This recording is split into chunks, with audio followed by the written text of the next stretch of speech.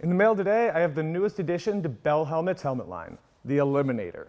This thing is awesome. It sort of blends the line between their culture helmets like the Bullet and the Moto 3, and then their more race-inspired helmets like the Star, Race Star, Pro Star, and all of those. You can see it draws inspiration from one of their older car helmets with the vents and design details down here at the bottom, little flare out on the lip there, as well as these vents up top. The visor actuates by jumping that little knob, which is a little bit tougher function than some of the easier flip-up ratcheting helmets. It's lightweight at 3.2 pounds. It's a little bit heavier than the Moto 3, a little bit lighter than the Star, but about what you'd expect for something that has the more substantial chin bar as well as the visor up top.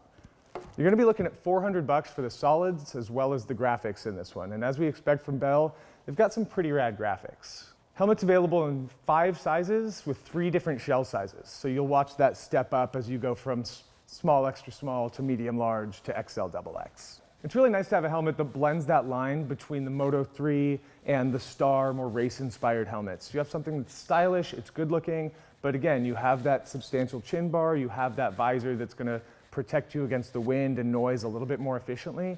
If you're looking for something that's still real good looking, but again, it offers the protection of a full face, the Eliminator's a great choice.